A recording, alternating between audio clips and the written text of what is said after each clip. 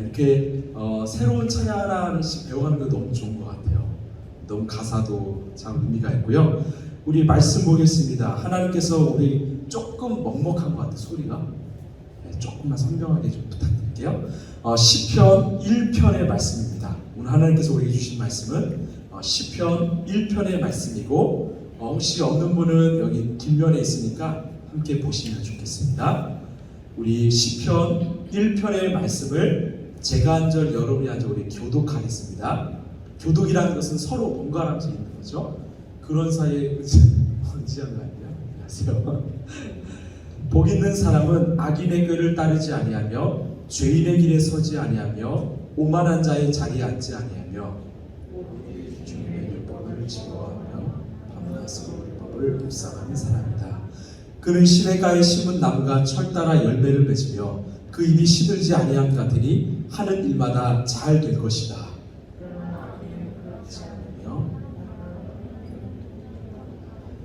그러므로 악인은 심판을 받을 때 몸을 가누지 못하며 죄인은 의인의 모임에 참여하지 못한다. 그렇다 의인의 일은 주님께서 일은 망할 것이다. 아멘. 이것은 하나님의 말씀입니다. 오늘은 하나님이 차려주신 밥상, 이 말씀 묵상이라는 제목으로 함께 나누고 싶습니다. 여러분 가운데 좋아하는 과일이 있으세요? 좋아하는 과일. 우리 선주자매는 어떤 과일을 좋아하세요? 네. 딸기, 스트로베리, 베리베리 스트로베리 좋아요. 우리 서연자매는 귤. 제주도 지금 귤이 없죠? 네, 포기하시고. 우리 기현 형제는 어떤 과일을 좋아하세요? 망고. 망고.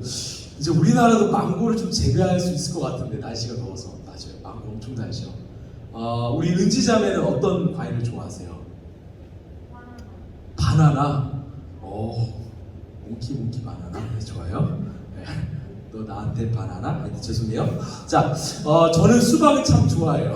수박을 참 좋아해서 어렸을 때 제가 전주, 정읍에도 살았어요.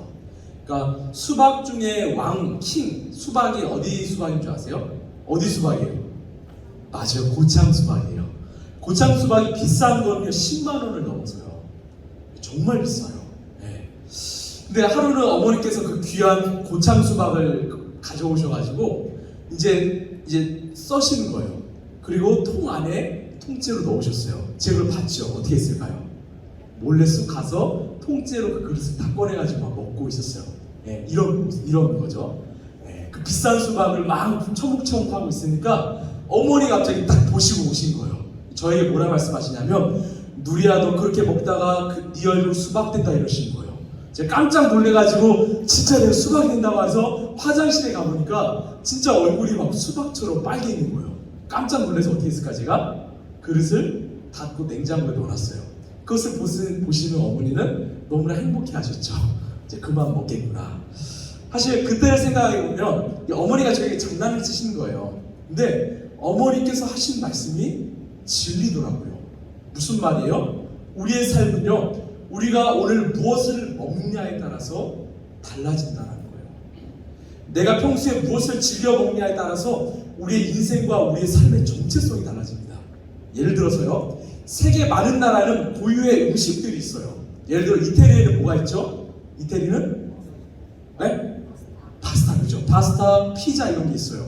또 일본은 뭐가 있죠? 스시, 그리고 우동 이런 게 있죠. 베트남은 뭐가 있어요? 맞죠? 쌀국수가 있고 뭐 반미, 그렇죠? 뭐 팟타이 이런 게 있고, 우리나라는요 김치, 또 비빔밥, 전주 비빔밥, 그죠? 그렇죠. 고유의 음식들이 있어요. 그래서 그 나라의 사람들이 먹는 모습을 보면, 또 그 사람의 모습들을 보면 너무나 달라요. 왜냐? 그 음식에 따라서 그 사람이 풍기는 모습과 또 풍채와 문화와 스타일이 다 다르기 때문이에요. 이런 먹는 대로 우리는 달라집니다. 그래서 영적 음식도 마찬가지예요. 우리가 날마다 어떤 영적 음식을 먹냐에 따라서 우리 영혼과 우리 인생이 달라져요. 예를 들어서 우리는 날마다 악한 생각을 먹어요. 막 화를 먹어요. 또 분노, 시기, 질투를 먹습니다. 막 짜증을 먹습니다. 그러면 어떻게 될까요? 우리의 얼굴이 달라져요. 그리고 우리의 모습이 달라지고 우리 인생이 달라져요. 근데 우리가 날마다 선한 생각을 먹어요. 어떤 이 친절함, 그리고 편안함, 또 사랑, 용서, 어떤 관용을 먹습니다. 어떻게 될까요? 표정이 달라지죠. 행동이 달라지고 우리 삶이 달라져요. 여러분 그거 아세요? 얼굴이란 말이 한문인 거 아세요? 얼굴이는 얼꼴이라는 옛말의 우리 표준어예요. 얼은 뭘까요? 얼은 옛날에 조상의 얼 하면 뭐예요? 영혼입니다. 꼴은 뭘까요? 굴은 통로라는 말이에요. 우리의 얼굴은 영혼의 통로예요. 그래서 오늘 여러분의 얼굴은 지금 여러분의 영혼의 상태가 드러나는 거예요. 뭐 그냥 미소를 지을 수 있지만 여러분의 진짜 얼굴 안에 여러분의 영혼의 상태가 달려있다는 거죠. 얼마나 지혜로운지 몰라요. 그래서 얼굴이라는 것은 영혼의 모습이라는 거예요. 그래서 여러분 중에 얼굴이 되게 많이 바뀐 분들이 계세요. 뭐가 바뀐 갈까요? 바로 여러분의 영혼이 바뀐 거예요. 영혼의 상태가 달라진 거죠. 이겁니다. 그래서 예수님께서는 무슨 말씀하시냐면 너희들은 떡으로만 사는 것이 아니라 무엇으로 먹고 살아야 된다고 말씀하세요? 하나님의 말씀을 먹어야 산다라고 말씀하세요. 그게 참 진리인 것 같아요. 여러분 우리가 날마다 하나님의 말씀을 먹으면 그 말씀의 건강한 영양분이 우리 영혼에 침투하기 시작합니다. 그리고 우리의 삶이 바뀌고 우리 영혼이 바뀌고 우리 얼굴이 달라지는 거예요. 그런 사람을 오늘 시편 기자는 복 있는 사람이라고 말해요. 제가 현대인의 성경으로 번역본이 참 많아요. 성경은 잘 읽어드릴게요. 잘 들어보세요. 복 있는 사람은 악한 자들의 말을 듣지 않고 죄인들을 본받지 않으며 하나님을 조롱하는 자들과 어울리지 않고 여호와의 율법을 즐거워하여 그 율법은 말씀입니다. 말씀을 밤낮 묵상하는 자이다. 그 사람은 시냇가에 심은 나무가 철을 따라 관실을 맺고 그 입이 마르지 않는 것처럼 하는 일마다 다 잘 될 것이다. 그러나 악인들은 그렇지 않으니 그들은 바람에 그냥 날아가는 겨와 같대요. 그러므로 악인들은 심판의 날에 무사하지 못하고 죄인들이 의로운 자들의 가운데 서지 못할 것이다. 마지막 때 그렇게 되는 거죠. 의로운 사람의 길은 여호와께서 지키시나 악인의 길은 파멸에 이를 것이다. 여러분 이 시편 1편은요 우리의 인생의 말씀입니다. 저는 이 말씀을 초등학교 1학년 때 암송했어요. 혹시 여러분 가운데 1편 말씀을 암송해 본 적 있으세요? 예. 나머지 없어요? 예. 여러분 가능한 대로 암송했으면 좋겠어요. 왜냐하면 이 말씀이 우리의 삶의 지표가 되거든요. 복 있는 사람은 어떠하고 악인은 어떠한지를 분명하게 말해줍니다. 자, 복 있는 사람은 2절을 보시면 하나님의 말씀을 밤낮으로 묵상한다라고요. 무슨 말이에요? 하루 종일 묵상한다라는 거죠. 자, 묵상에 대한 의미를 오늘 좀 말씀드릴게요. 묵상. 자, 재호 형제, 묵상은 뭘까요? 묵상하다. 조용히 소리를 내다. 좋아요. 오늘 목소리가 안 나오네요. 네, 그죠? 네. 자, 좋아요. 1학자는 묵상하다는 말은 어떤 의미일까요? 생각 좀 합시다. 좋아요. 자, 우리 진우 형제, 좀 어려운 질문일 수도 있는데, 네. B. 자, 묵상하다.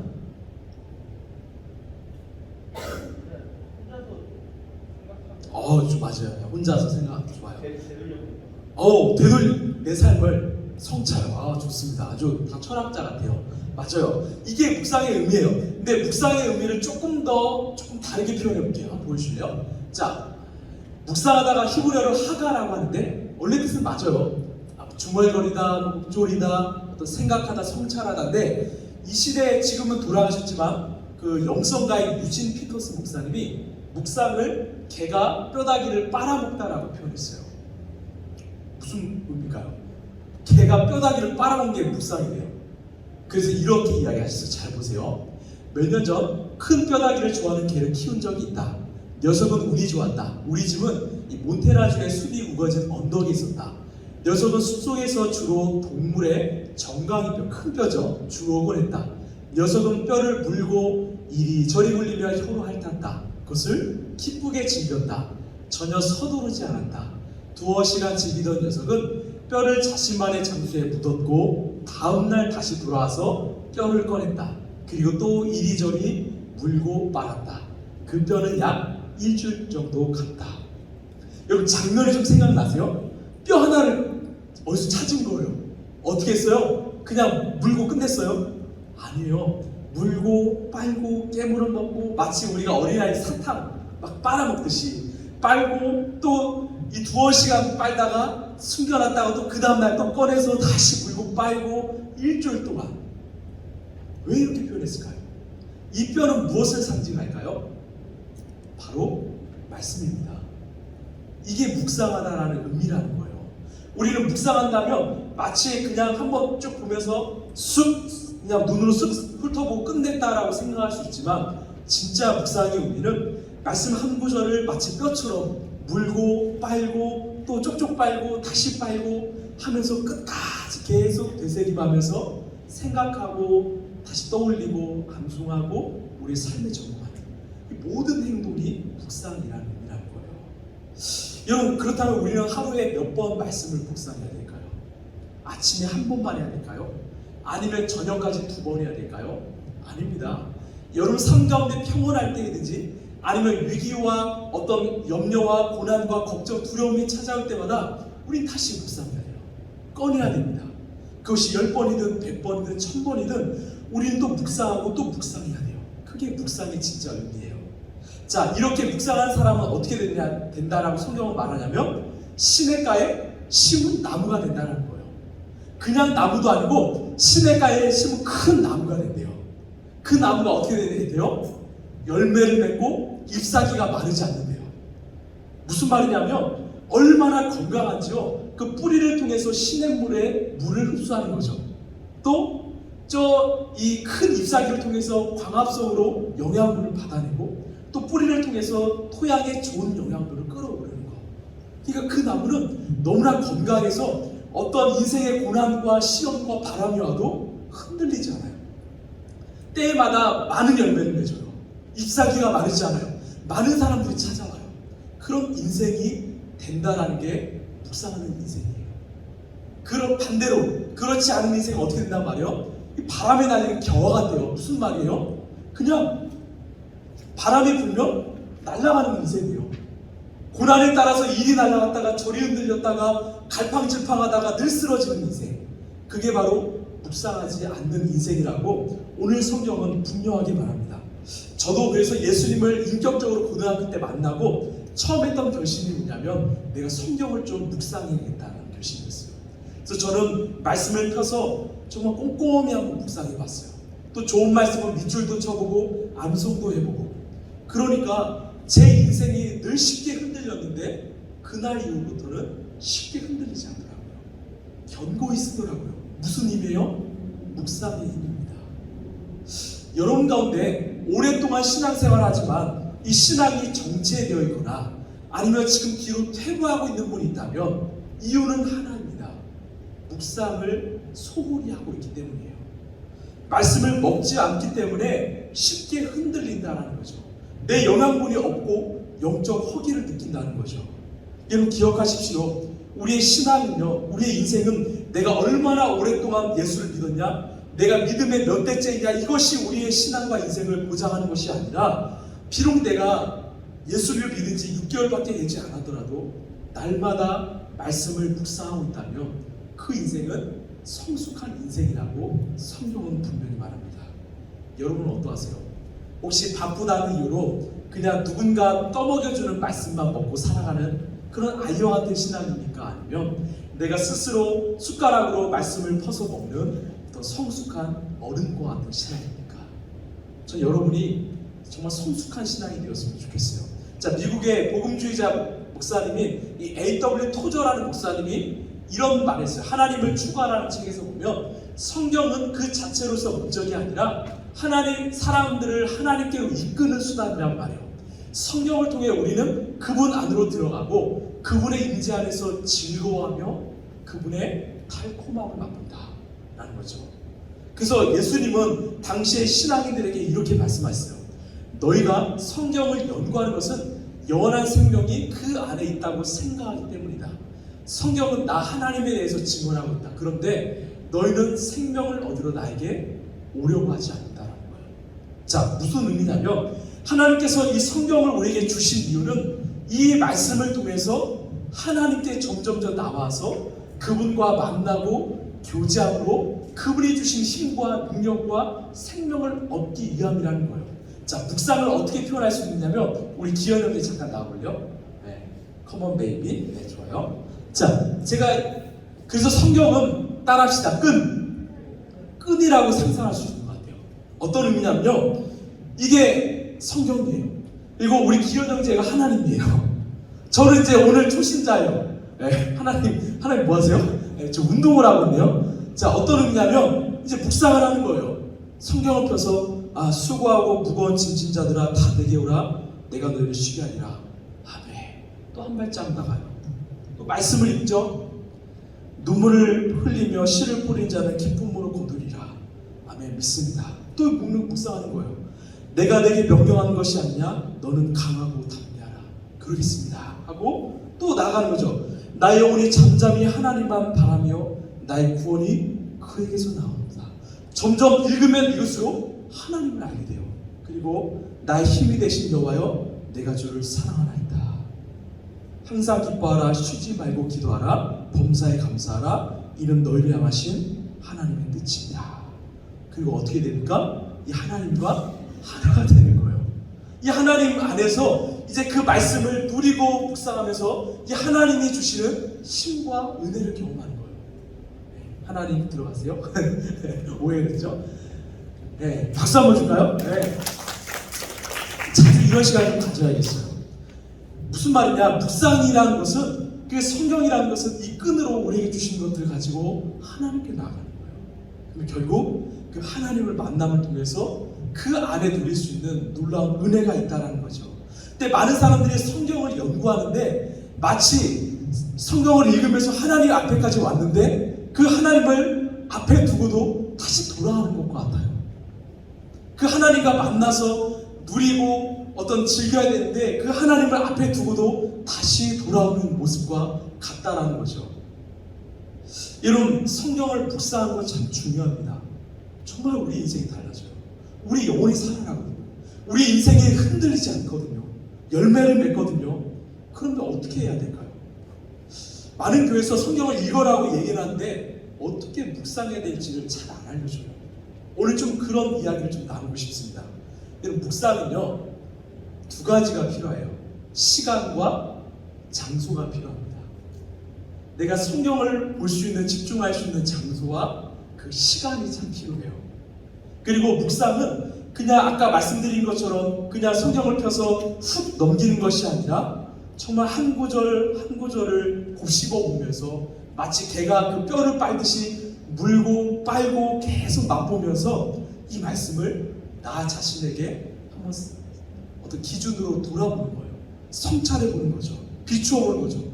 그래서 우리는 질문을 던져야 돼요. 이 말씀을 통해서 하나님은 오늘 나에게 어떤 말씀을 주십니까? 그리고 이 말씀을 보니까 하나님은 어떤 분이신가? 하나님을 알아가는 겁니다.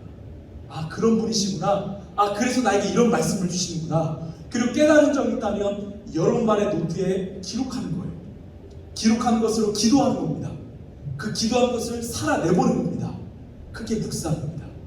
여러분, 기도는요 단순히 아무것도 없이 내 생각을 내놓는 것이 아니라 하늘의 언어인 성경을 가지고 말씀으로 기도하는 거예요.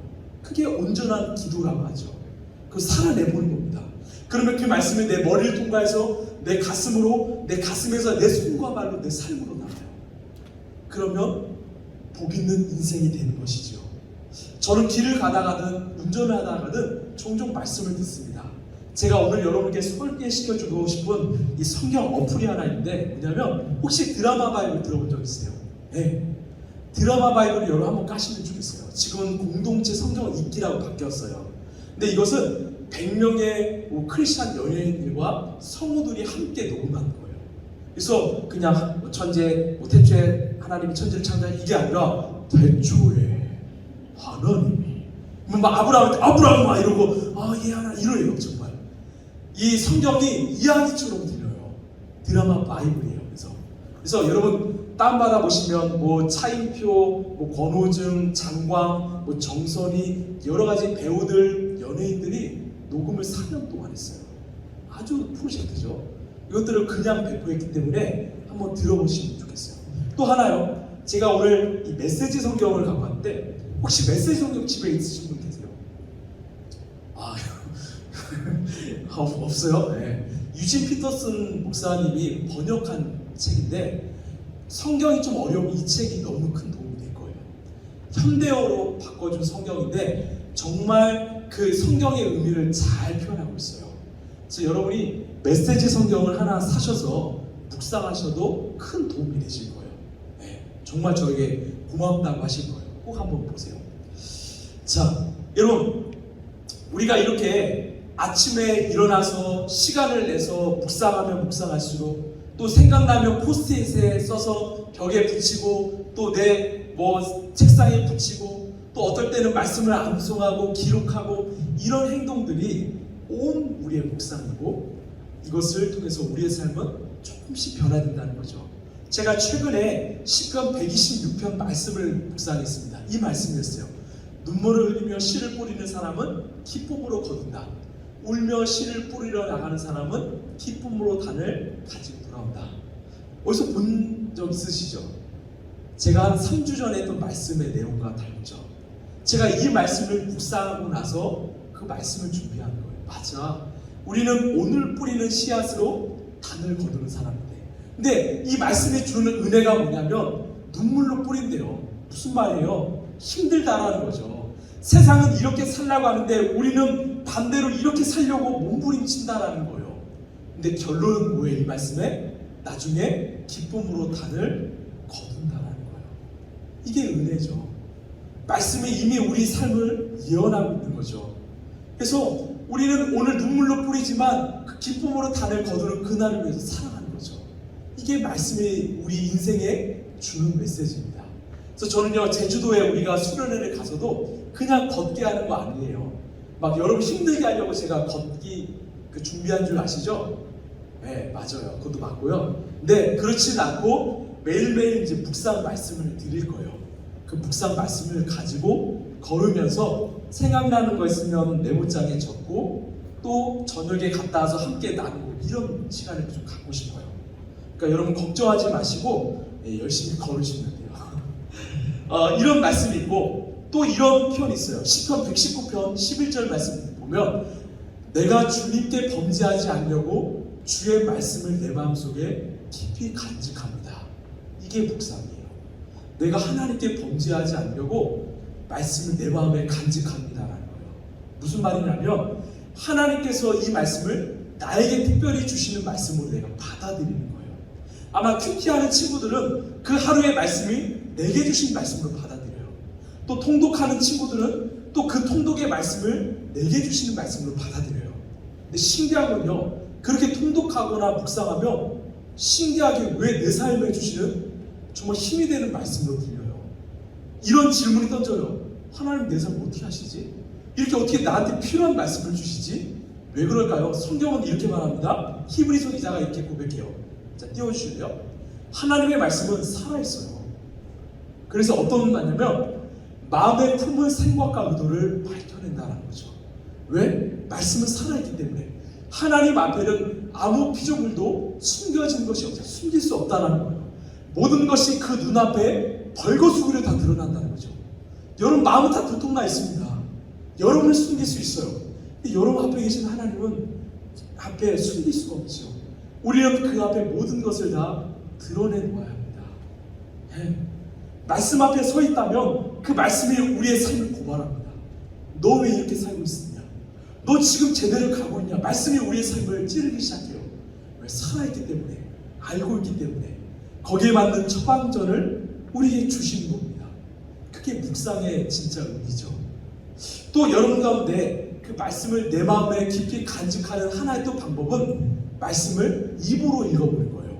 자, 예전에 이 독립운동가인 안중근 의사님께서 이런 고백을 하셨어요. 자, 혹시 한 분 읽어보실 분 계세요?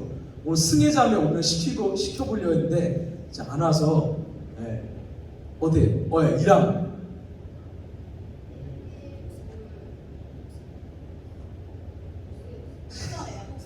네, 11 불독서. 네, 구중생형극이란 말인데 저도 잘 모르겠어요. 근데 어떤 의미냐면 하루라도 책을 읽지 않으면 입안에 가시가 돈대요. 저 왜 가시가 돈들까요? 왜 이렇게 이야기했을까요? 우리의 어떤 선배님들, 스승님들은 책을 어떻게 했어요? 입으로 읽었거든요. 예전에 아시죠? 천자문 할 때도 하늘 천따지 거물 현노루황 이렇게 읽잖아요. 이게 책, 그래서 우리는 뭐라고 해요? 책을? 난 책을 보았어라고 합니까? 아니, 우린 책을 읽었어라고 말해요. 우리는 지금 독서나 읽기를 잘못하고 있어요. 눈으로 쑥 보면 책을 읽었다라는 게 진짜 의미는 뭐예요? 입으로 고백하는 거예요. 태초에 하나님이 하천지를 창조하셨다. 입으로 고백하는 거예요. 그러면 어떤 일이 일어나요? 입으로 외치는 것들이 내 귀에 들리기 시작하는 거죠. 그래서 옛날 수도사들은 성경을 이렇게 읽었어요. 그들이 본 것을 입으로 선포하고 자신이 말한 것을 귀로 들었다는 거예요. 여러분, 성경을 그냥 눈으로만 보지 마십시오. 읽어보세요. 그래서 아까 드라마 바이블도 한번 들려보라는 거죠. 내 귓가에 들려야 돼요. 말씀을 들리면 그것이 내 안에 뿌리 내리기 시작합니다. 여러분, 마음 가운데 혹시 불안과 두려움이 있다면 검색해보세요. 평안을 주는 말씀입니다. 어떤 위로가 되는 말씀입니다. 그 말씀을 읽어보세요. 그러면 내 마음에 소리치기 시작해요. 요동이 잠재되기 시작하죠. 그래서 우리가 늘 뭐라고 제가 고백하라고요? 나는 예수님께 속해 있다. 왜 이렇게 해야 될까요? 그 고백이 우리의 귓가에 들리기 시작하는 거예요. 그럼 내 마음을 다스리기 시작하는 거죠. 다시 일깨워주는 것이죠. 그것이 성경의 묵상이라는 거죠. 또 하나의 방식이 있습니다. 예전에 4세기 위대한 선교자 크리스토스 토무스는 이 성경을 읽을 때 상상을 해보라고 해요. 한번 그러면 우리의 머리에 영화관이, 그때는 영화관이 아니었지, 연극장이지만 영화관이 펼쳐진다라고 이야기해요. 자, 무슨 얘기냐면 성경을 딱 펴서 한 번 읽고 두 번 읽고 계속 3번 읽어보는 거예요. 그리고 난 다음에 잠시 숨을 고르고 눈을 감고 그 장면을 떠올리는 겁니다. 우리 한번 해볼래요? 자, 마태복음 14장에 예수님이 물 위로 걸어가시는 그 장면입니다. 한번 띄워주실래요? 자, 제가 읽어드릴게요. 예수께서는 곧 제자들을 재촉하여서 배에 태워서 자기보다 먼저 건너편으로 가게 하시고 그동안의 무리를 헤쳐 보내셨다. 어떤 상황이냐면 이 말씀 앞에는 이 오병이어의 사건이에요. 예수님의 그 기적을 3만 명 이상의 사람 무리들이 봤어요. 그 무리들이 깜짝 놀라서 예수님께 지금 막 달려오는 거예요. 그래서 예수님이 어떻게 행동하셨냐? 제자들을 빨리 배에 태우시고 무리들을 가라고 하셨어요. 빨리 가라고. 그리고 무리를 헤쳐 보내신 뒤에 예수께서는 따로 기도하시려고 혼자 산에 올라가셨습니다. 홀로 거기 계셨다라고 하죠. 날은 이미 저물었습니다. 밤이죠. 자, 제자들이 탄 배는 그 사이에 이미 육지에서 바다로 멀리 떠난 거예요. 그런데 문제가 생겼어. 풍랑이 몹시 시달리고 있었다. 바람이 거슬러서 불어왔기 때문이다. 무슨 말이에요? 지금 제자들이 이제 탄 배가 가고 있는데 갑자기 바람이 불 거예요. 자, 이제 우리는 성경을 오감으로 상상해 봤으면 좋겠어요. 여러분, 이 상황이 좀 그려지세요? 예수님이 야 빨리 가. 이건 자기 혼자 이제 산으로 가셨는데 지금 제자들은 이 배 안에서 폭풍우를 맞는 거예요. 자, 여러분이 지금 제자들이에요. 여러분은 지금 어떤 상황이에요? 지금 어떤 모습으로 지금 그 성경이 비춰질까요? 지금 여러분이 맡고 있는 그 바람은 뭐예요? 혹시 어떤 인간관계예요? 아니면 어떤 일터 안에서의 문제예요? 아니면 부모님과의 관계예요? 아니면 내 인생의 고민의 바람이에요? 우리에게는 그런 바람들이 지금 찾아오고 있는 거예요. 우리 인생이 지금 흔들리고 있는 거죠. 근데 어떤 사람은 그 흔들리는 사람을 누구에게 지금 토로할까요? 예수님께 토로하는 거예요. 왜? 내가 이 배를 타고 싶어서 탔냐고요. 예수님이 제 쪽에서 나보고 타라 했잖아. 근데 왜 내 삶에 이런 바람이 찾아와야 되지? 왜 내 삶에 이런 시험이 찾아오죠? 예수님 책임지시라고. 이게 상상한 겁니다. 자, 그 다음 볼까요? 자, 이른 새벽에 아까 밤에서 새벽 시간이 꽤 많이 걸렸어요. 그동안 혼자 고민하는 거죠. 어려운 거죠. 예수께서 바다 위로 걸어서 제자들에게 가셨어요. 저 멀리서 누가 와요. 제자들이 예수께 바다 위로 걸어오신 것을 보고 겁에 질려서 유령이다 라고 말해요. 예수님이 아닌 줄 알았던 거죠. 저기 너무나 힘든 상황에서 어떻게 해야 되지 어떻게 되지 한데 정말 누가 오는데도 그 사람이 예수님을 안 보이는 거예요. 그만큼 지금 상황이 너무나 어려운 거죠. 상상이 되세요. 그 모습들이 우린 지금 배에 타고 있어요. 그런데 어떻게 돼요? 그 다음요 예수께서 나타나신 거예요. 말씀하시되 안심하여라 나다 두려워하지 말아라. 그리고 그 배에 오르니 어떻게 돼요? 바람이 그쳤다라는 말이에요. 여러분 그런 경험 있으세요? 여러분 삶에 정말 요동쳐서 마치 이런 배와 같은 상황인데 그 예수님의 말씀이 들리는 순간 그 마음에 찾아온 평안, 샬롬을 경험해본 적 있으세요? 혹시 여러분 지금도 그런 상황을 경험했음에도 불구하고 그런 위기의 상황을 여러분이 헤쳐보려고 노력하고 있지는 않습니까? 제자들도 아마 자신의 힘으로 이 상황을 이겨내보려 했을 거예요. 왜? 거기에는 어부가 있잖아요. 베드로와 안드레가 있잖아요. 어부예요. 프로예요. 이 상황을 스스로 이겨내보려고 애썼지 않았을까요? 근데 안 됐다는 거죠. 근데 예수님이 배에 오르셨어요. 우리 인생에 오르셨어요. 그때 바람이 사라졌다는 거죠. 여러분 이렇게 우리가 성경을 이미지하고 상상으로 그려보면 그리고 내가 그의 극중 인물이 되어서 내가 제자가 되어보기도 하고 또 때로는 내가 예수님이 되어보기도 하고 또 내가 주변의 사람이 되어보지를 하면 그 말씀이 내 안에 뿌리 내리기 시작해요. 그리고 내 인생을 향해서 말하기 시작합니다. 그게 묵상이에요. 저는 참 상상하에서 있기를 참 좋아해요.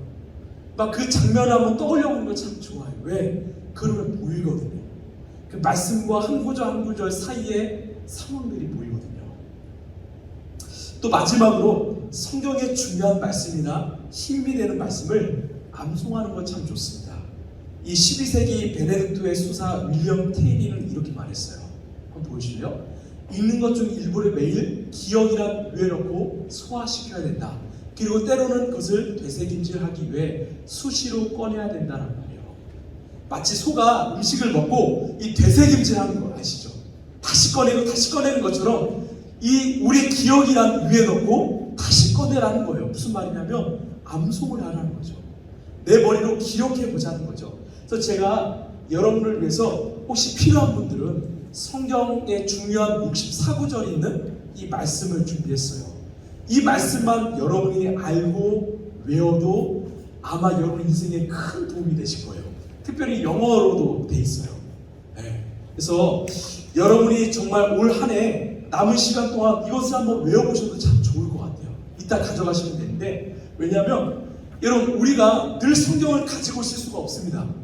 그래서 우리가 머리라는 기억장치에 이 말씀을 기억해 놓으면 어느 때든지 말씀을 꺼낼 수 있다는 거예요.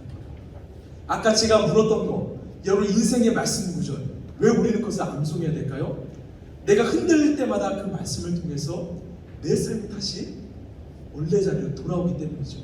내 비전, 하나님 나의 부르심이 그 말씀을 통해서 다시 우리의 삶 가운데 돌아오기 때문이에요. 그래서 예전에 많은 신앙의 선배님들은 말씀을 암송하고 또 암송했습니다. 저는 어렸을 때부터 암송을 많이 시켰어요. 뭐 시편 23편, 아까 시편 1절 말씀, 뭐 복음서 말씀, 많은 말씀들을 암송시킨 이유가 지금도 그 말씀이 제 안에 작동하고 있기 때문이에요. 실제로 1970년대 예수라는 영화에 예수님의 역할을 맡았던 이 브라이언 티켄이라는 배우는요, 이 복음서를 예수님이 나오는 그 말씀들을 온통 외웠대요. 그 극을 소화하기 위해서. 근데 그가 훗날 이렇게 고백했어요. 제가 중요한 결정을 할 때나 어떤 위기의 상황에서 제 안에 심겨져 있었던 그 예수님의 말씀이 즉각 떠오릅니다. 무슨 의미일까요? 암송의 의미죠. 암송했기 때문에 그 암송 구절이 내 안에 계속 작동하는 겁니다. 말씀을 마무리하겠습니다. 여러분 지금은 말씀의 홍수의 시대예요. 유튜브만 켜도 말씀이 쉽게 들립니다. 근데 문제가 있어요. 좋은 말씀은 참 많습니다. 정말로 필요한 말씀도 참 많은데 많은 성도들이 그 말씀을 듣기만 한다는 거예요. 내 귀가 즐거워지고 그냥 내가 편안해지는 것으로 만족한다는 거죠. 아니요, 그것은 묵상의 반절밖에 되지 않는 거예요. 그 말씀을 내가 머리에서 내 가슴으로 그리고 내 손과 발로 삶으로 살아낼 때 말씀 묵상이 완성되는 것입니다. 주님이 사랑하라 하셨기 때문에 우리는 사랑할 수 있고, 주님이 나오라 하셨기 때문에 우리는 나아갈 수 있고, 주님이 베풀어라 하시기 때문에 우리는 베풀 수 있는 것입니다. 여러분, 마치 우리가 원하는 말씀만 먹는 것은 편식하는 것과 같아요. 그러면 우리의 영혼은 반드시 결핍을 겪게 됩니다. 여러분, 내가 좋아하는 말씀만이 아니라 나를 힘들게 하는 말씀을 찾으십시오. 내 심장을 꿰뚫는 말씀을 한번 찾아보세요. 나를 정말로 고민하게 하는 말씀도 한번 읽어보세요. 왜? 그 말씀은 우리의 약이 됩니다. 그래서 묵상을 영어로 보면 바로 메디테이션이라고 해요. 어떤 의미냐면, 한번 띄워줄래요? 라틴어로는 메디켈루스인데 어떤 의미로 되냐면 바로 영어 약인 이 메디신인 것 같아요. 묵상은 우리 인생의 약과 같습니다. 그 약이 우리 온 몸에 침투되고 흘러갈 때 우리가 치유되는 것처럼 말씀이 그 묵상을 함으로써 우리 영혼 곳곳에 우리의 아픔과 상처를 치유하기 시작해요. 제가 예전에도 말씀드렸잖아요. 그 조정민 목사님이라는 분은 연예인들을 맡았는데 그 연예인들은 영화 촬영 들어가면 3개월에서 6개월까지 늘 보는 대본이 정말 사이코패스나 어떤 살인자, 어떤 어두운 내용들 그 대본만 묵상하는 거예요. 묵상을 하니까 자신의 인생이 그렇게 변해버리는 거죠. 영화가 끝난데도 불구하고 헤어나오지 못하는 거예요. 그 예전에 그 주홍글 씨의 여배우였던 그 김은주인가요? 이은주 씨? 영화 역할에서 헤어나오지 못해서 목숨을 끊었거든요. 그런 일들이 비일비재하대요. 너무나 힘들어서 중독에 빠지는 거예요. 마약을 찾고요, 술을 찾고요, 또한 폭력을 잊지 않고 자해를 하기도 하고 어떤 끊을 수 없는 그 중독에 빠져 있는 거죠. 왜? 그 대본이 나를 지배했기 때문입니다. 그래서 그 목사님은 매일 그 배우들과 함께 뭐 했냐면 성경을 묵상하게 했어요. 그것이 유일한 해독제가 되었대요. 살아난대요. 우리도 마찬가지예요. 우리에게 대본이 있습니까? 있어요. 어떤 대본이요? 우리 세상의 수많은 뉴스들은 좋은 뉴스가 아니에요. 배드 뉴스가 우리의 대본입니다. 우리 매일 보죠. 야, 세상에 이런 일이 있었냐? 야, 이런 사건도 있어? 야, 어떻게 저럴 수가 있어? 우리가 날마다 보는 대본이에요. 좋은 대본 아니죠. 그 대본이 우리의 삶을 침투한다니까요. 상황이 우리의 대본에 대해서 우리의 삶을 침투한다니까요. 근데 우리 안에 해독제가 없으면 우리도 중독을 빠지는 거죠. 타는 것을 탐닉하는 거죠. 여러분, 말씀은 우리의 약입니다. 우리 영혼을 살리는 약입니다. 그것을 먹을 때 우리는 살 수 있다는 것. 이것은 여러분 인생을 향해서 하시는 하나님의 말씀입니다. 여러분 깊이 묵상하십시오. 입으로 읽으시고 머리로도 상상해 보시고 암송하시고 계속 곱씹어 보십시오. 그때 여러분은 살아있음을 경험하실 것입니다. 잠깐 기도할까요?